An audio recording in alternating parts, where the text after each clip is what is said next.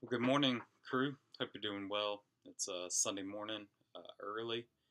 Just finished submitting my sermon notes to the crew, so I'll be kicking off a sermon in Second Timothy chapter 3 on the value of biblical community and the Word of God this morning here at Cherrydale. But I did have you on my mind this morning. Wanted to record a quick video. Sorry for the delay in getting some feedback back to you.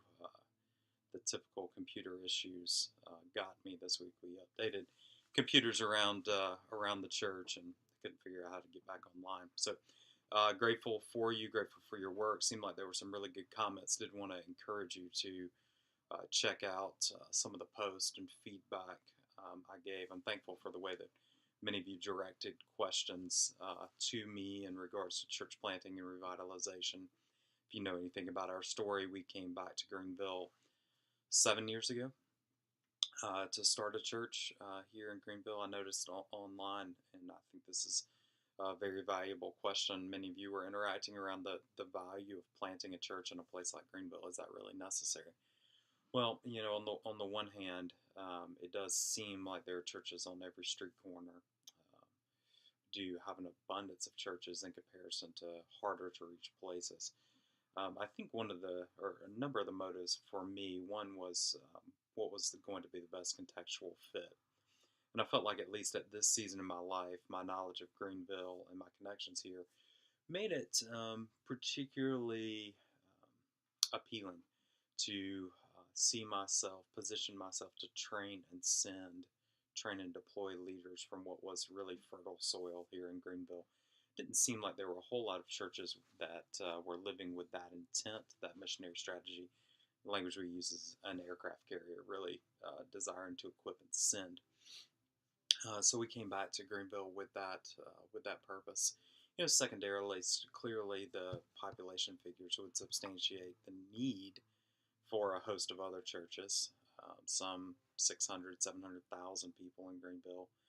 Clearly, if even if all of our churches were hitting their marks, filled to capacity every week, we would still need more churches to hold the number of people in our city. Unfortunately, most of us tend to think, well, we're only going to engage 10 to 20% perhaps of the population if you're in a place where the church is really effective. And so kind of write off the other 80% as not needing a local church. But should God bring revival, should we engage missionally in the context that God's put us, and there's certainly need for much more. And then I think thirdly, and probably most compelling, is sadly the vast majority of the churches that dot the landscape of our city are what I posted online are leaderless or unable to be led. And so as I think about how God's called me to steward, I'm 37 now. How's He called me to steward these years of my life? Well, it seems that going into a church that's ingrown, filled with infighting, really broken and fractured on life support, if the church is even still alive, God hasn't removed His Spirit from them. Perhaps that's not the best use of who God's built me to be.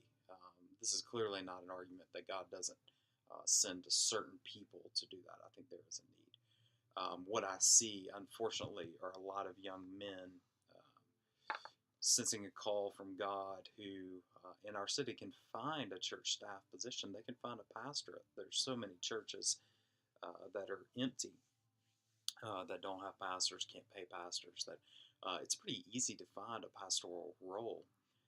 But if you begin your pastoral ministry, one of your first stints is in a church that, for all intents and purposes, is already dead. I mean, let's say they're kept afloat financially from inheritance money from generations gone past. They're debt free in their building. A church can tread water for 6, 8, 10, 20 years even, long after they've even lost the ability to re-engage. It seems to me that there are some churches that just need to die, and to go in, to give them the years of my life to go into a church that's already dead and try to transition them seems to be beating your head against the wall. So to me, a model, what we've used here is plant, establish a core group, grow a core group, develop a disciple making culture, and then look around and find unused, underused facilities and trust the Spirit of God to orchestrate mergers or allow you to occupy a facility. We are on the brink of numerous buildings sitting empty in cities like ours. And the generation that is currently in those churches are soon not going to be alive anymore. And so we're going to have to figure out how do we repurpose these facilities that, quite honestly, are either going to be apartment complexes or local churches. And if we can have healthy core groups of disciple-making church plants that can go into these facilities, it seems to me to be an ideal both and option. So again, what I want to argue is not an either or contrast. I know even in one of my assignments for this class, I kind of forced your hand to say church planting or church revitalization, and thankfully a lot of you pushed back, and I think that's the tension I wanted to expose. It's not an either or. I think there are factors related to the giftedness of the person in question, the leader in question.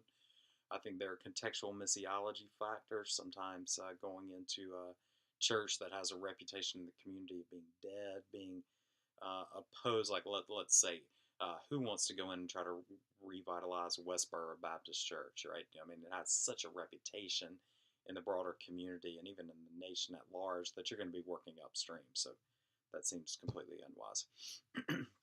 But there are certain, those existing buildings sit on some of the most prominent street corners in most of our cities.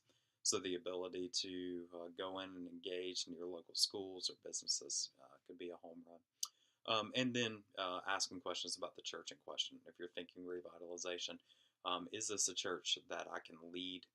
Is this a church that with the right strategy, missionary strategy, disciple-making strategy, that we can turn, or is this a church that perhaps God's taken His Spirit from? The church hasn't been led well for so long that best case for us is to plant and then have discussion about merger or taking over the facility. So great questions, great interaction. Wanted to at least present my perspective, though it's not authoritative in any sense, as one who's pastoring and pursuing many of these challenges firsthand. So pray the Lord's blessings on you on this Lord's Day. We'll talk soon. Bye.